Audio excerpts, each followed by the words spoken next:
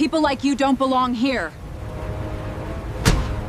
You just made a terrible mistake. Get out of my cabin! This flight is diverting because of you. Call Caleb Morgan immediately. They forced me to stay silent. Open cart DF4 now. Sir, economy boarding is later. Please step out of the first-class line. The words were not shouted. That made them worse. They landed softly in the crowded terminal, wrapped in a smile that was too tight to be kind. Around Gate 14 at JFK, people stopped pretending not to listen. A man lowered his coffee. A woman in pearls looked over the top of her reading glasses. Two younger passengers lifted their phones without thinking. Malcolm Reed stood at the priority boarding lane with a worn black backpack over one shoulder and a charcoal hoodie zipped to his throat. He was 46, with tired eyes, close-cropped hair, and the kind of stillness that came from surviving rooms where people smiled while deciding you did not belong.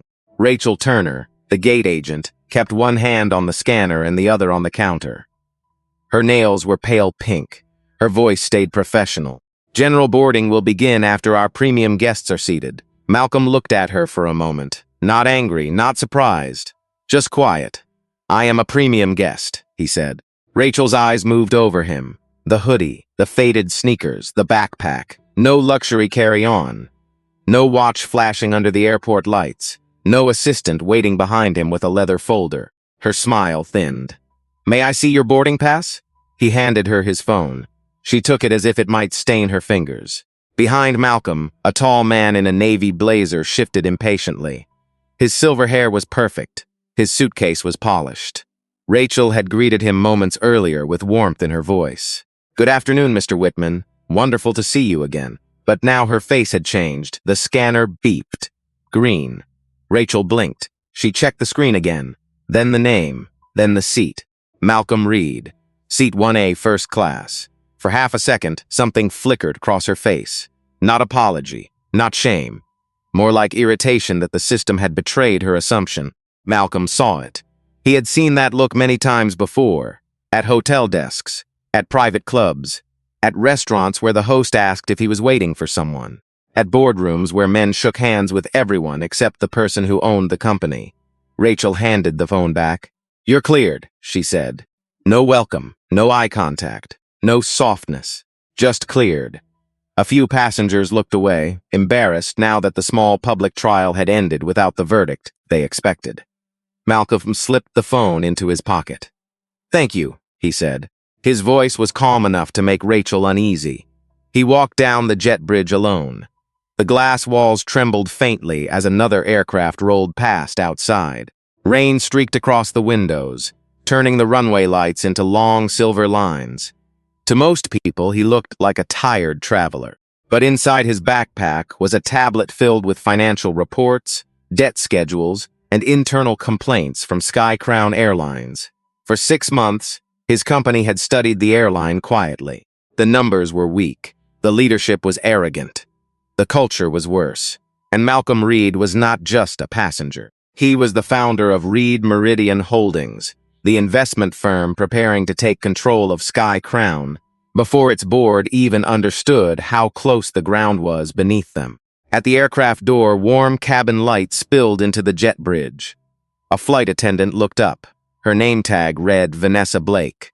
Her smile held for the passenger behind him. Then she saw Malcolm, and the smile disappeared. Vanessa Blake shifted half a step into the aisle, just enough to block him without making it look like she was blocking him. Sir, she said, her voice smooth and cool. Economy is to the right. Malcolm stopped at the aircraft door. Behind him, the line slowed. The soft shuffle of shoes on the jet bridge faded into an awkward hush. Cabin lights glowed warm over cream leather seats, silver trim, folded blankets, and glasses waiting for champagne. The space looked calm, expensive, ordered, but Malcolm had learned that polished places could still be cruel. My seat is 1A, he said. Vanessa's eyes moved to his backpack, then his hoodie, then his shoes. She did not smile. She did not ask how his day was. She studied him like a problem that had slipped past security. 1A, she repeated. Yes, her hand lifted slowly. May I see your boarding pass? He handed her his phone. She took it with 2 fingers, the way someone might pick up a damp napkin. Her thumb tapped the screen. She looked at the name, Malcolm Reed. She looked at the seat. First class, paid fare, confirmed. A small muscle jumped in her cheek. Behind Malcolm, Richard Whitman appeared at the doorway, silver-haired and comfortable in his navy blazer. Vanessa saw him and her whole face changed. Warmth returned like someone had switched on a light. "Good afternoon, Mr. Whitman," she said. "So lovely to have you with us again." Richard gave Malcolm a passing glance. Not hostile, not kind, just quick enough to place him in a category and move on. "Afternoon, Vanessa," Richard said. "Full cabin today?" "Almost," she replied, and then turned back to Malcolm. The warmth vanished. "Fine. You may proceed. Not welcome aboard. Not right this way. You may proceed." Malcolm took his phone back. His fingers did not shake. That bothered Vanessa more than anger would have. Angry passengers were familiar. They gave her something to report. Calm passengers forced everyone to notice the difference between policy and prejudice. He walked to seat 1A, the window seat in the first row. The leather was soft under his hand. Rain moved down the oval window in thin, crooked lines. He placed his worn backpack in the overhead bin. The latch closed with a quiet click. Across the galley, Harper Collins watched while pretending to count linen napkins. She was 27, new to long-haul international service, and still young enough to believe that rules were supposed to protect people equally. But she had also been flying with Vanessa for 4 months. She knew the look, the smile that froze, the voice that sharpened, the tiny punishments hidden inside polite words. Harper's fingers tightened around the napkins.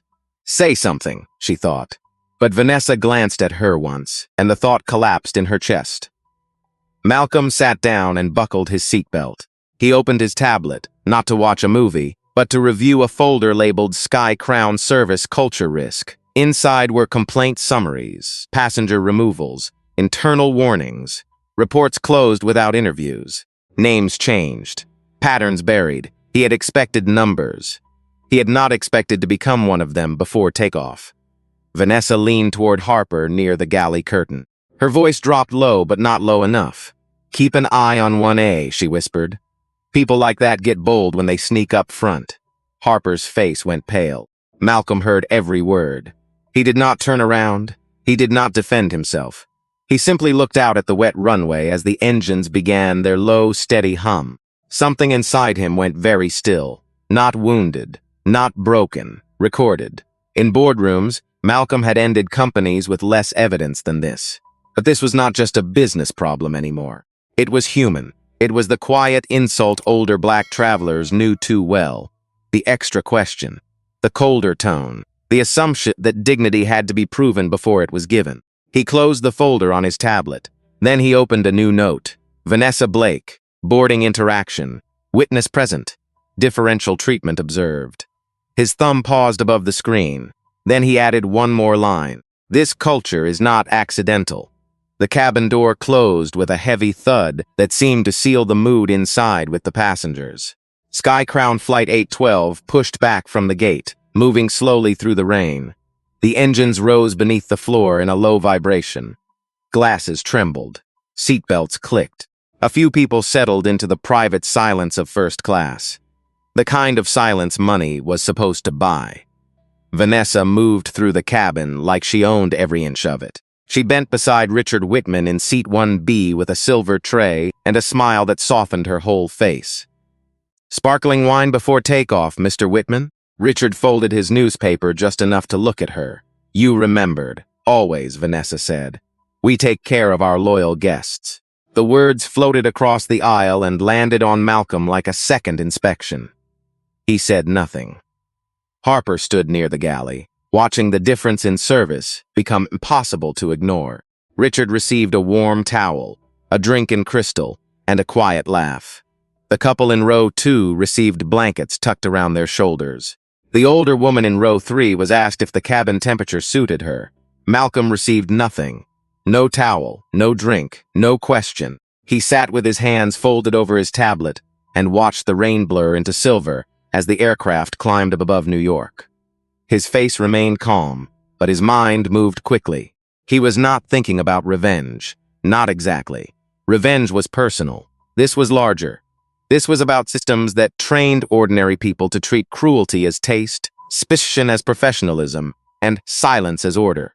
When the seatbelt sign chimed off, Vanessa turned the service cart toward him at last. Her smile was gone. Drink? One word. Flat. Barely a question. Sparkling water, please, Malcolm said. Vanessa glanced at the cart. A chilled green bottle sat in plain sight, tucked beside cut limes and small glass tumblers. We're out. Malcolm looked at the bottle. Then he looked at her. There was no accusation in his face. That made it harder for her to hide from herself. Still water is fine, he said. Vanessa took a plastic pitcher from the lower shelf. She did not reach for the glass bottle. She did not reach for the crystal tumbler she had used for Richard. She grabbed a plain cup, filled it too high, and set it down hard on Malcolm's tray. Water jumped over the rim. It spread across the tray in a fast, bright sheet. Then it hit the tablet. Malcolm moved quickly.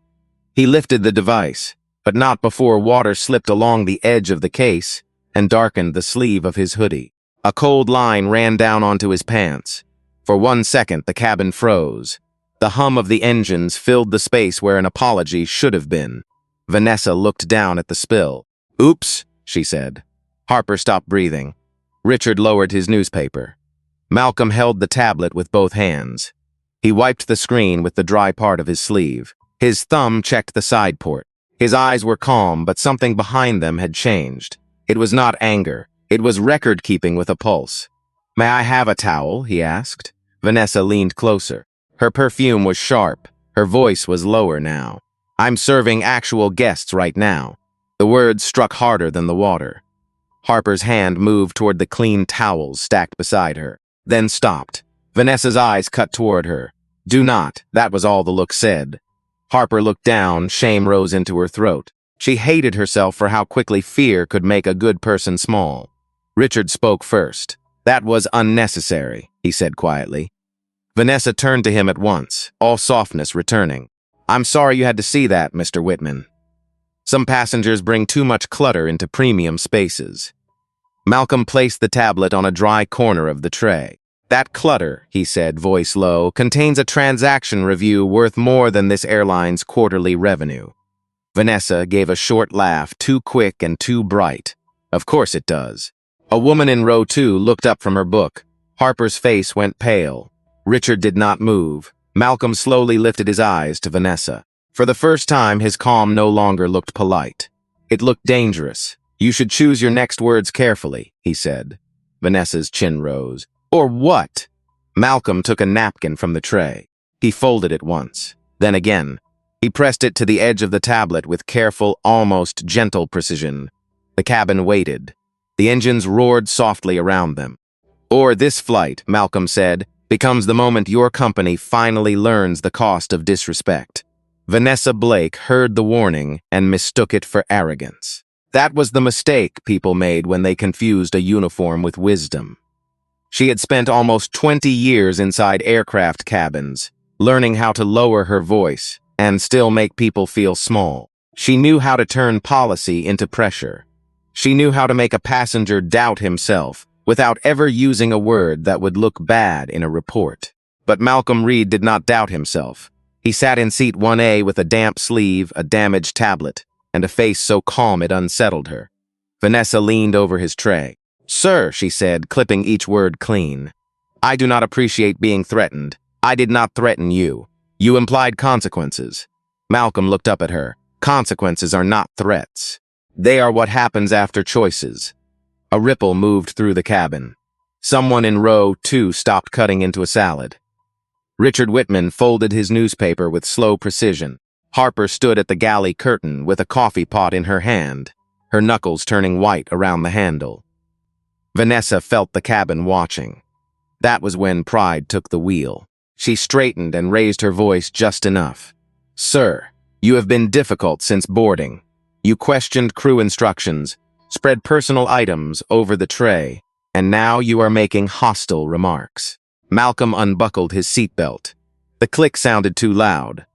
I need to speak with the cabin service director, he said.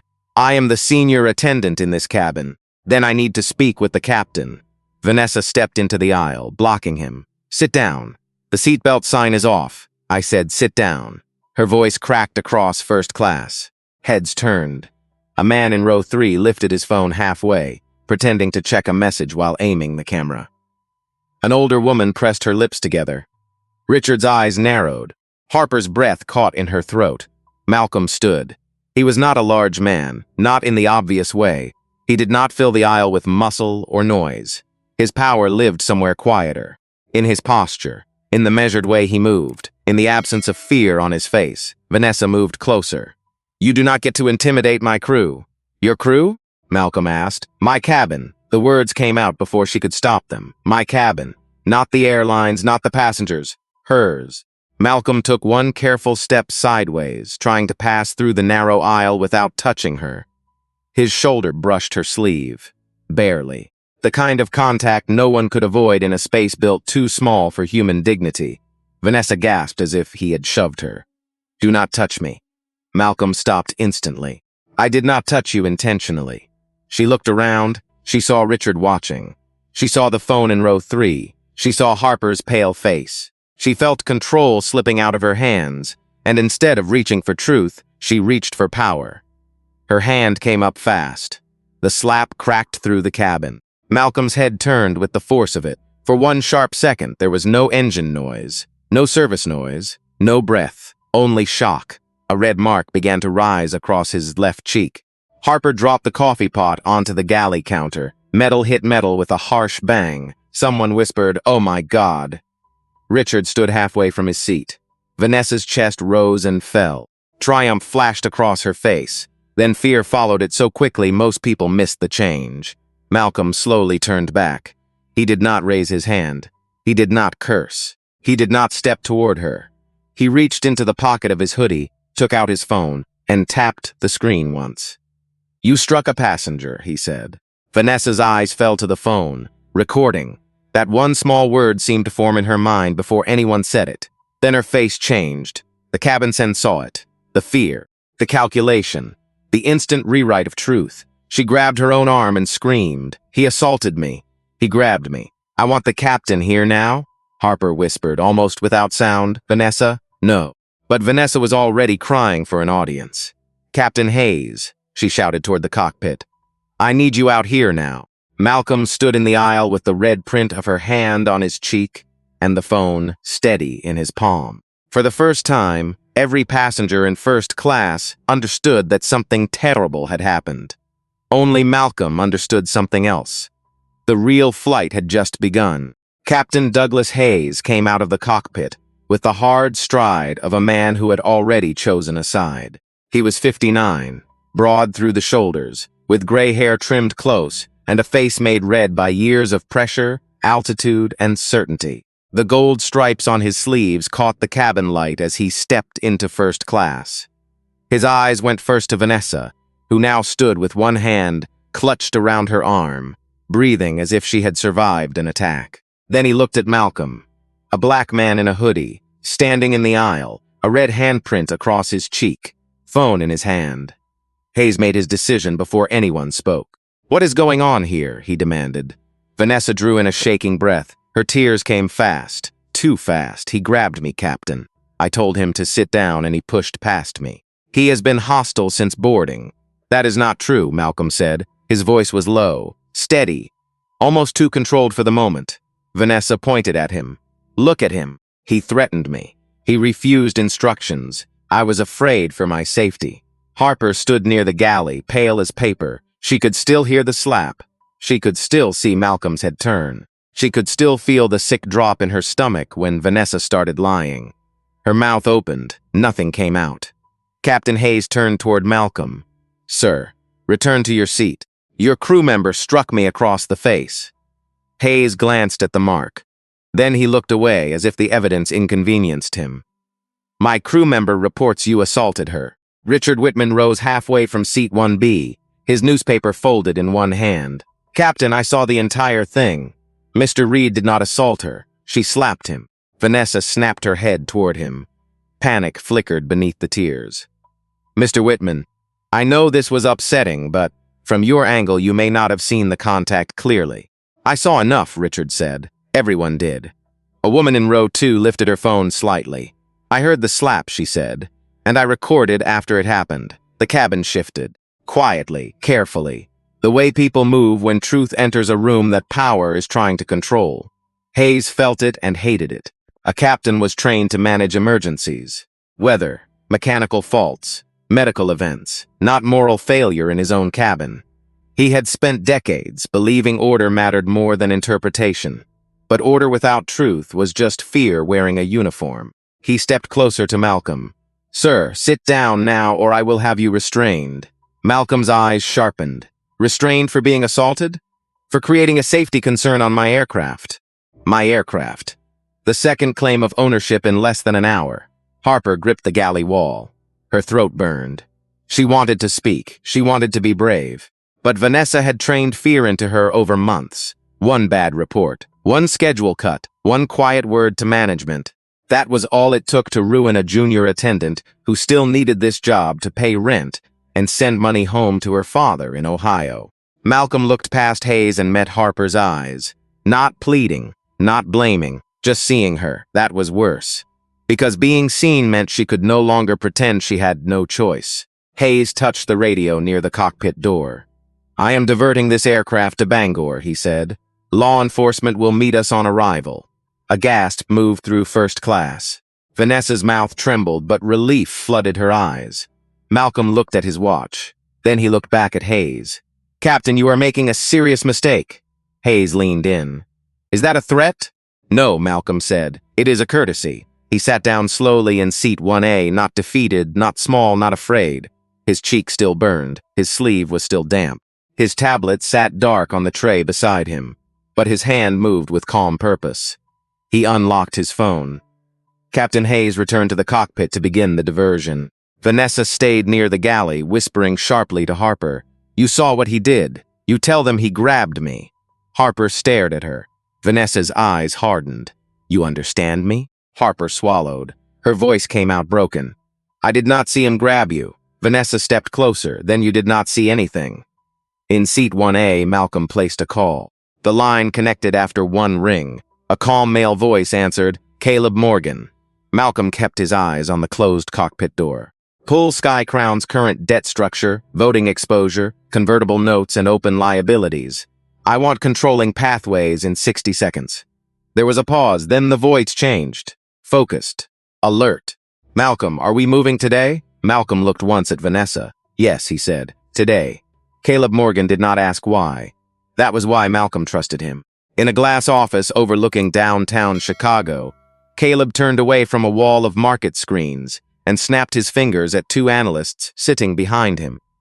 His smout jacket was off. His tie was loose. His eyes had gone cold with focus. Sky Crown Airways, he said. All active debt positions now. On the aircraft, Malcolm sat still in seat 1A, his phone pressed lightly to his ear.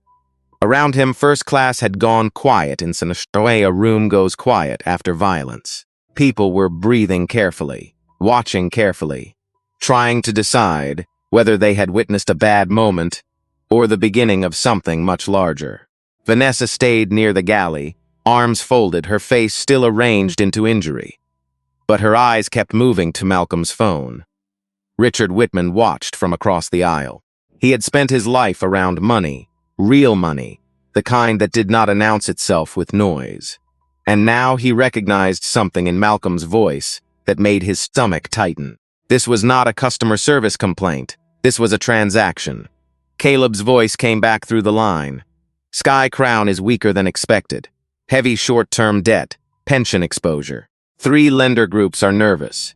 There are convertible notes held through 2 distressed funds and a voting block tied to the Whitaker Family Trust. Can we reach control today? A pause. Keys clicked fast in the background. Not clean control, not yet. But decisive influence, yes. If we trigger the notes, acquire the distressed positions, and pressure Whitaker, we can cross the threshold before landing. Call them, Malcolm. That will be hostile. Malcolm looked toward the cockpit door. They made it hostile. Caleb exhaled once. Understood. Vanessa took a step closer. Who are you calling? She demanded. Malcolm did not look at her. That frightened her more than an answer. Harper stood behind the galley curtain, hands clasped so tightly her fingers hurt. She had heard enough to understand that something was shifting under her feet. Not in the aircraft, in the world around it. The kind of shift that makes people who abuse small authority suddenly realize there is a larger authority coming. Vanessa whispered sharply, "Harper, stop staring." Harper looked down, but not for long. Across the aisle, Richard leaned forward. His voice was low. "Mr. Reed, are you who I think you are?" Malcolm's eyes stayed on the tablet, dark and wet along one edge. "That depends who you think I am." Richard swallowed. "Reed Meridian Holdings." Vanessa's face tightened. She knew that name. Not well, not enough. But enough to know it belonged in business headlines, not in a hoodie by the window. Caleb returned. "Whitaker Trust is willing to sell, but they want a premium. Give it to them. It is expensive. So is arrogance." Caleb did not answer. The line filled with the quiet thunder of decisions being made at speed. In the cockpit, Captain Hayes spoke into the radio with the clipped authority of a man building an official record. "Operations. This is Sky Crown 812. We are declaring a passenger disturbance. Potential crew assault allegation. Requesting diversion coordination to Bangor and law enforcement on arrival." He expected agreement. He expected procedure. He expected the system to protect him. Because systems had always protected men like him when they wore the right uniform and spoke with enough certainty. Then the cockpit phone rang. Hayes frowned and picked it up. "This is Captain Hayes." The voice from operations was tight. "Captain, hold diversion instructions." Hayes stiffened. "Excuse me? Do not proceed with diversion at this time. This passenger is a safety concern." "Captain, listen carefully. The passenger in 1A is Malcolm Reed." Hayes looked through the cockpit door window toward the cabin. "So?" The voice dropped lower. "As of minutes ago, Reed Meridian Holdings has acquired a decisive voting position in Sky Crown Airways. The board is in emergency session. You are not to restrain him. You are not to divert unless there is an actual medical or mechanical emergency." Hayes's mouth went dry. Behind him, the aircraft hummed on, steady and indifferent.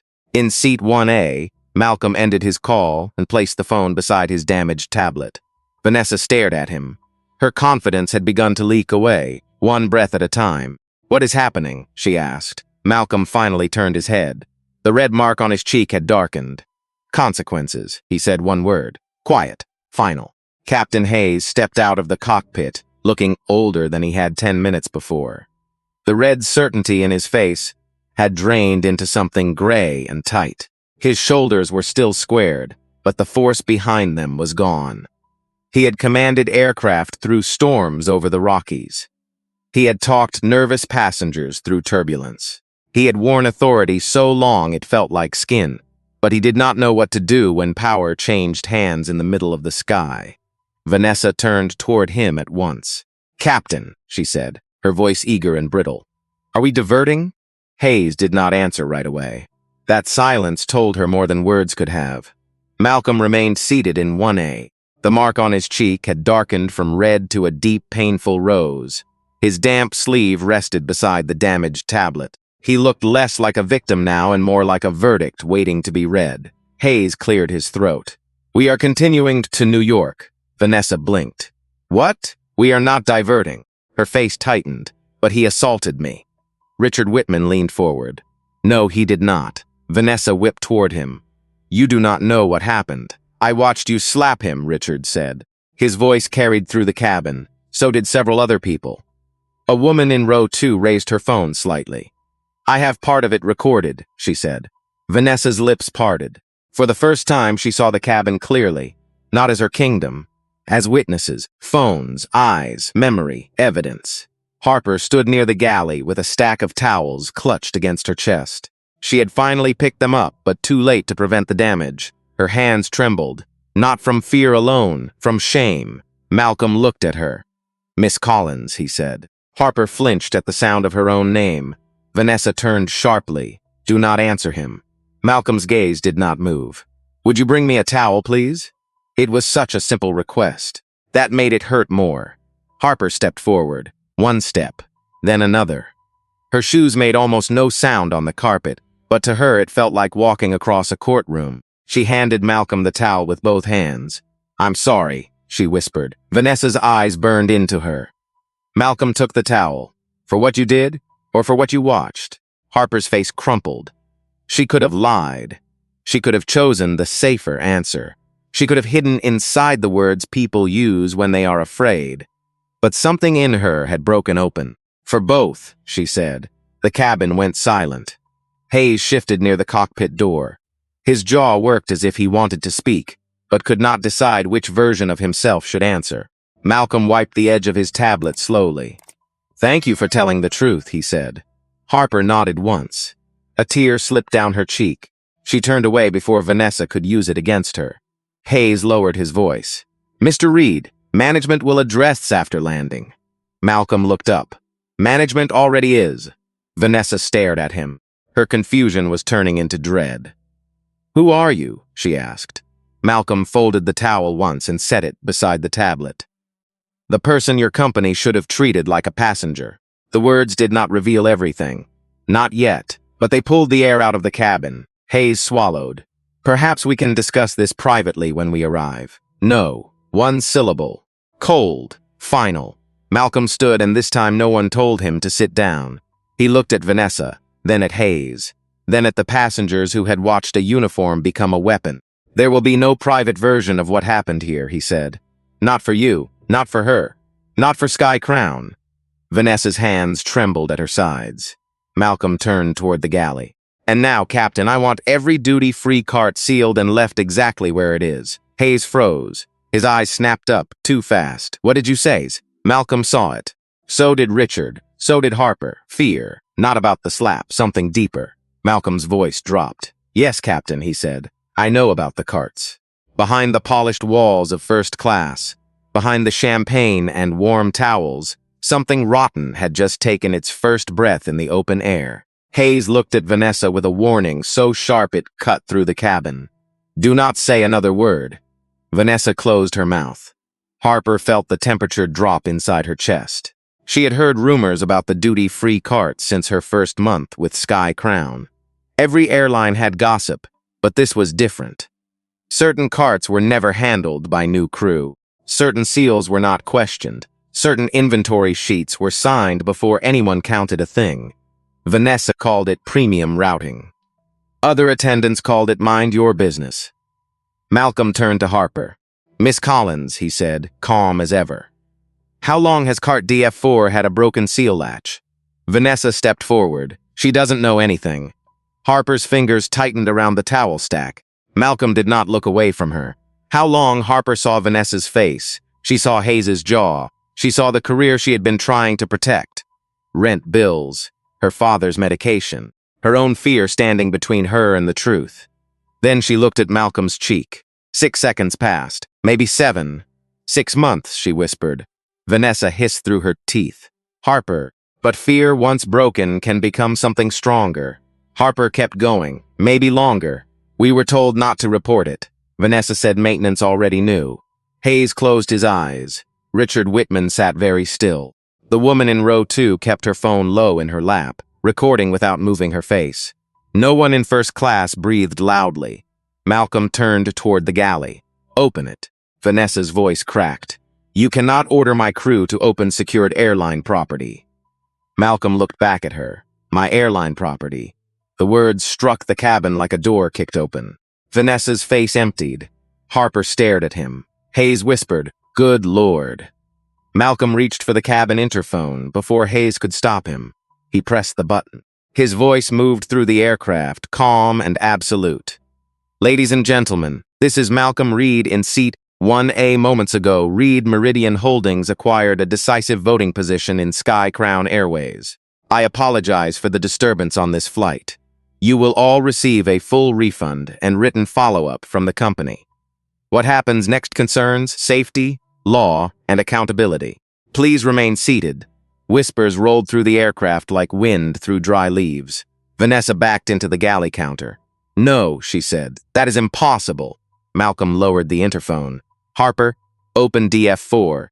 Harper moved like someone walking into a storm. She released the brake on the duty-free cart. The wheels squeaked as she pulled it into the open. Her hands shook over the plastic seal. From a distance, it looked official. Up close, it was cheap, temporary, a costume of compliance. She cut it. The latch came loose with a small metallic click. Inside were duty-free boxes stacked too neatly. Perfume, watches, miniature liquor, all normal at first glance. Malcolm removed the top tray. Beneath it sat a thin false panel. Hayes turned away. Vanessa whispered, "Captain, stop him." But Hayes did not move. Malcolm lifted the panel. The hidden compartment was packed in gray foam. Luxury watches still wrapped in film. Small velvet pouches. Loose stones in sealed bags. Electronic components labeled as catering supplies. Not enough to look like a movie. Enough to look like a crime that had been happening quietly for a long time. Harper covered her mouth. Richard muttered, "My God." Malcolm took a photo, then another. His face did not show surprise. This was not discovery to him. It was confirmation. He looked at Hayes. "Did you declare this cargo?" Hayes said nothing. That silence answered more than a confession would have. Vanessa's breathing became ragged. Malcolm set the panel back down with care. At John F. Kennedy, federal agents will meet this aircraft. No one touches this cart. No one deletes a message. No one gets a private conversation. Vanessa's knees softened. She gripped the counter to stay standing. Harper lowered her hand from her mouth and looked at the cart, then at Malcolm, then at the passengers who had watched everything unfold. For the first time in months, she felt afraid of the right thing, and that felt almost like freedom. The final hour over the Atlantic passed in a silence no luxury cabin could soften. Vanessa sat strapped into the jump seat near the galley. Her makeup had not moved, but everything beneath it had collapsed. Her hands were locked together so tightly, her knuckles looked white. The woman who had ruled first class with a sharp smile now stared at the floor like she was waiting for it to open. Captain Hayes did not leave the cockpit again.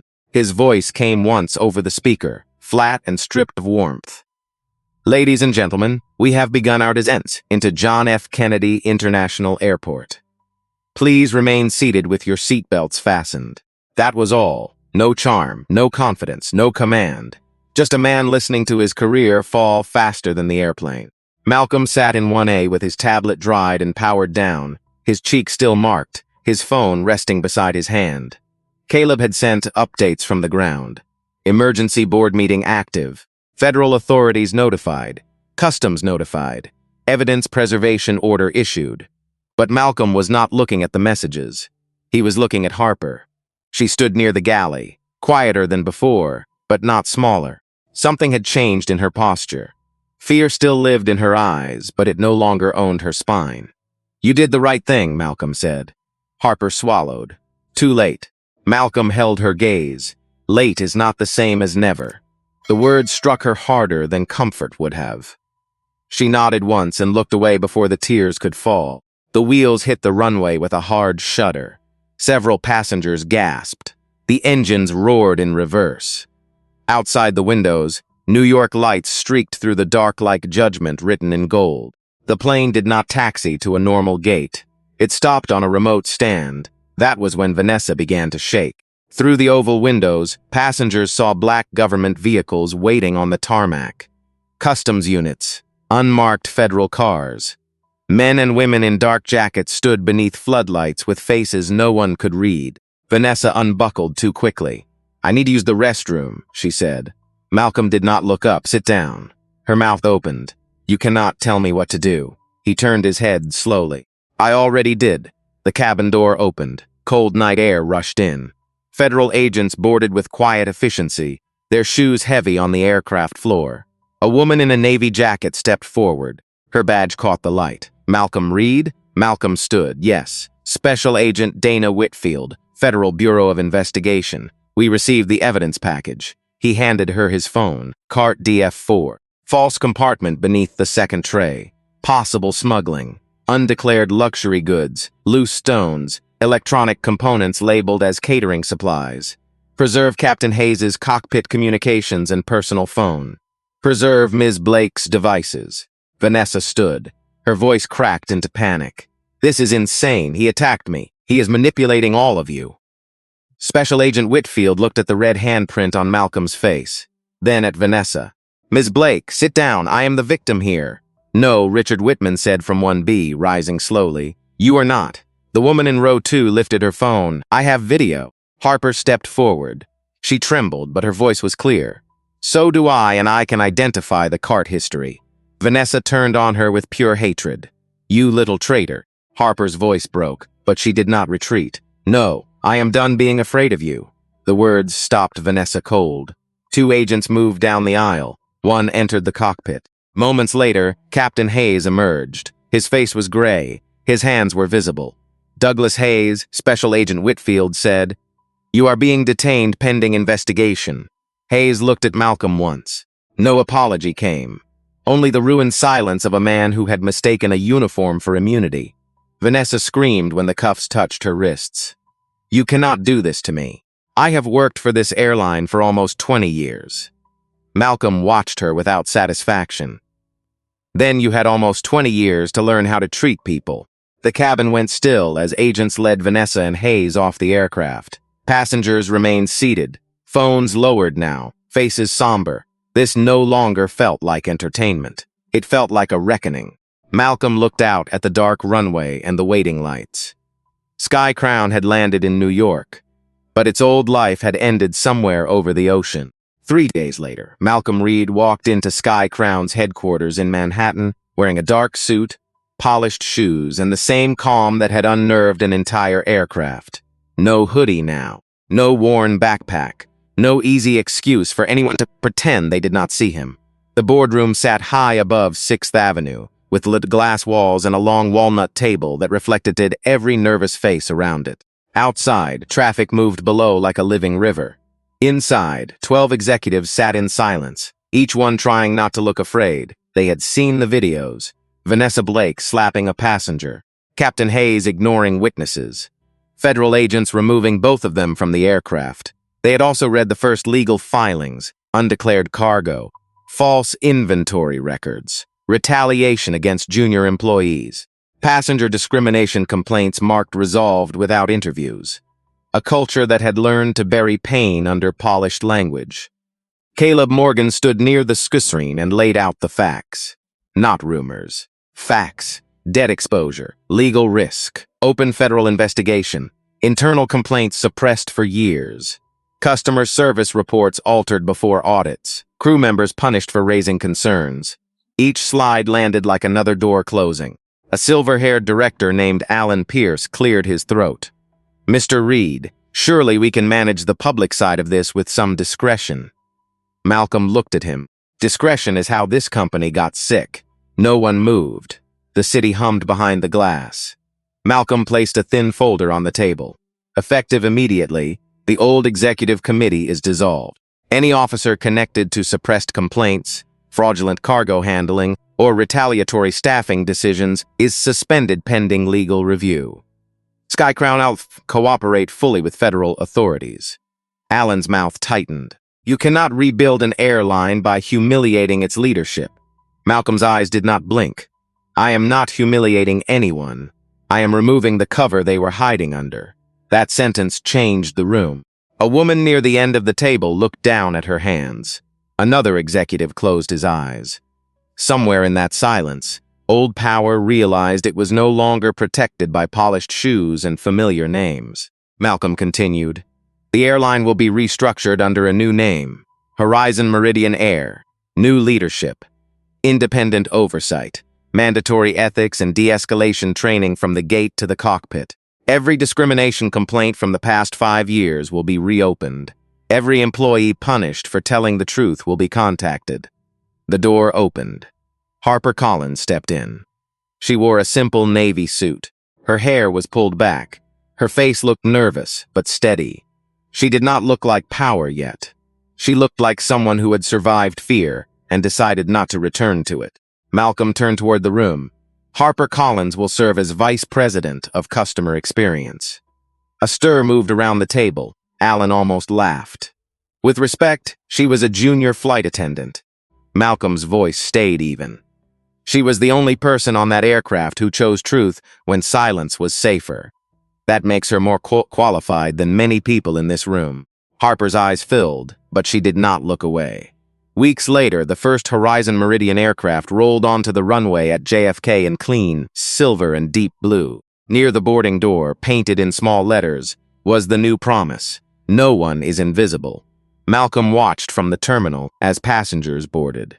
An elderly veteran in a worn jacket, a grandmother with a cane, a young mother carrying a sleeping child, a businessman in jeans, a college student with headphones and scuffed sneakers.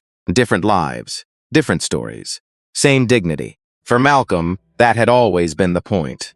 Power was not proven by humiliating someone who could not fight back. Power was proven by changing the system that allowed humiliation to happen in the first place. As the aircraft lifted into the morning sky, Harper stood near the gate window, quiet tears on her face. Malcolm did not tell her the pain was over. Healing was never that simple. But he did tell her the truth. "You did not start this," he said, "but you helped end it." And somewhere above New York, the airline that once asked a man in a hoodie if he belonged finally began learning the answer. If this story stayed with you, leave a comment about a time someone stood up for dignity. And if you believe respect should never depend on how a person looks, stay with us for the next story.